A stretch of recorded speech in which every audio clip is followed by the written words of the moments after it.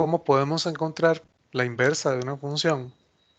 Vamos a ver qué condiciones tiene que tener una función para que sea invertible, que así se le llama cuando puede encontrarse su inversa. Y para hablar sobre esas condiciones ocupamos conocer estos conceptos: sobreyectividad, inyectividad, biyectividad, que creo que más o menos los había comentado por encimita tal vez, o tal vez sin dar el nombre, digamos, formal, cuando vimos función, en términos generales, la teoría inicial de función. Entonces, creo que ya más o menos se los había comentado, aunque tal vez no les había dado el nombre, por lo menos las características sí les había dicho.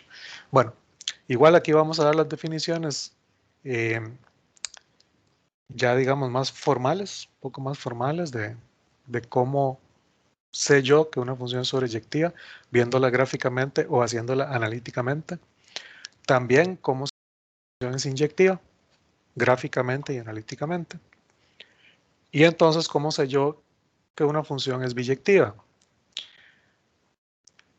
¿Y por qué es importante? Bueno, vamos a darnos cuenta también por qué para función inversa ocupamos conocer estos conceptos. ¿Ok? Vamos a ir viendo cada uno. Entonces, sobreyectividad.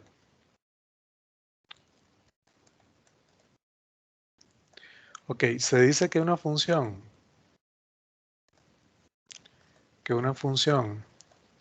es sobreyectiva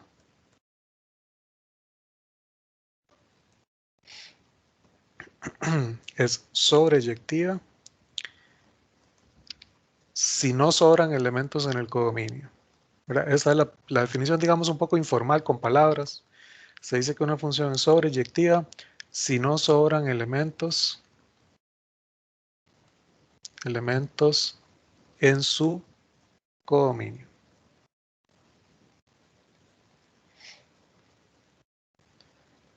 Ok, ¿por qué es importante para función inversa que no sobren elementos en el codominio? Este era el dominio, este era el codominio. Porque cuando yo tengo una función f y quiero encontrar su inversa, que todavía no hemos dado el concepto, pero sí, digamos que es como muy obvio o muy sencillo entender que la función inversa lo que quiero es devolverme. ¿Okay? Eso simplemente, ¿verdad? Es una función que ahora agarra el codominio y me devuelve a mi dominio. Si un x se relacionaba con un y, entonces para la inversa, ¿verdad? Esto según la función f, para la inversa el y se va a relacionar con el x. ¿Okay? Me devuelve al valor original. Eso es una función inversa, ¿verdad? Ahorita lo vamos a definir un poco mejor, pero básicamente eso es lo que dice la definición. Ok, ¿qué tenía que cumplir? O sea, ¿qué condiciones tenía que cumplir una función para que fuera función? O más bien, ¿qué condiciones tenía que cumplir una relación? Que fue con lo que empezamos el tema de funciones. ¿Qué cosas tenía que cumplir una relación para que fuera una función? Primer condición, no podían sobrar en el dominio, sobrar elementos en el dominio. Bueno, si mi función va de izquierda a derecha, entonces en el dominio no sobraban elementos, todo bien. Pero mi inversa va de derecha a izquierda, o sea, mi inversa más bien coge elementos del codominio y me los relaciona con elementos del dominio. Si yo quiero que la función inversa sea función, tiene que cumplir también esa condición. Los elementos de su dominio, más bien el conjunto del dominio, ahí no pueden sobrar elementos. ¿Ok? Entonces, esta idea de sobreyectividad, ¿verdad? Esta condición, ¿verdad? Esta característica, lo que dice es que no sobren elementos del codominio para que la función inversa cumpla esa condición de ser función, ¿verdad? De que los elementos del codominio no sobren. ¿Ok? Bueno, los elementos del codominio de f, que ahora es el dominio de f inversa, para que ahí no sobre ningún elemento. ¿Ok? Entonces, ¿cuál es la definición un poco más formal? Para toda y que está en el codominio de la función, existe al menos una X que está en el dominio de la función tal que esa X se relaciona con la Y. ¿Okay? Cualquier Y que ustedes me den en el codominio, yo encuentro una X que se relaciona con ella. ¿Qué estoy diciendo? Que todas las Y se están relacionando con alguien. O sea, no hay ninguna Y que sobre. Por ejemplo, digamos que otra condición, no sé cómo decirlo, otra definición que se puede dar es que el rango o el ámbito, como quieran llamarle, de la función sea igual a su codominio. Esa es otra también, voy a escribirla por aquí abajo. Okay. Vamos a decir también que una función es sobreyectiva si el ámbito o rango, como quieran llamarle, si el ámbito y el codominio son iguales, o sea que son el mismo conjunto. ¿Okay? Son iguales, son el mismo conjunto. ¿Verdad? Que no sobre ningún elemento en su codominio. Vean que, por ejemplo,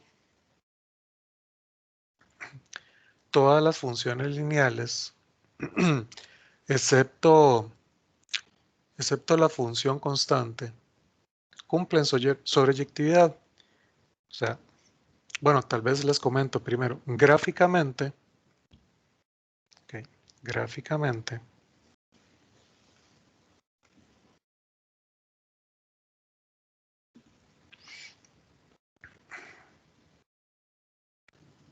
digámoslo en rojo.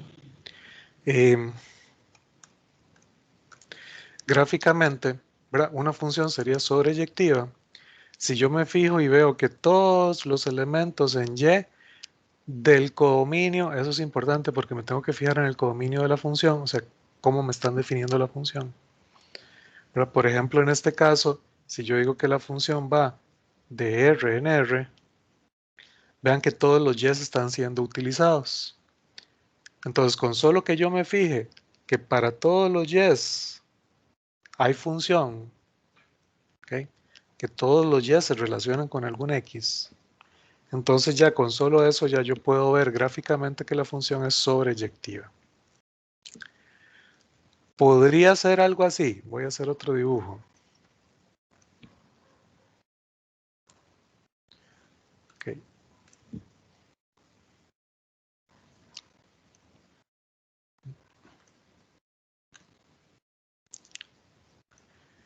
Podría ser, por ejemplo, una cuadrática.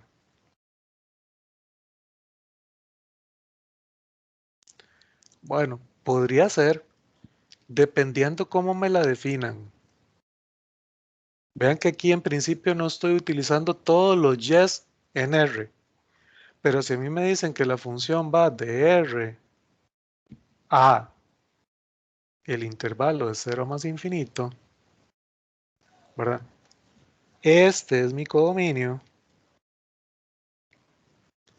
Y yo vengo y pregunto, bueno, para todos los Y's de ese codominio, todos los Y's positivos, ¿se relacionan por lo menos con un X? Sí, todos los Y's de 0 a más infinito se relacionan con algún X. ¿Ok?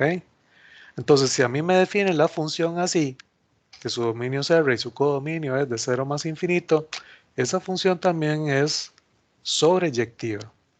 Entonces, vean que es muy importante conocer la definición de esa función. O sea, cuál es el dominio y cuál es el codominio.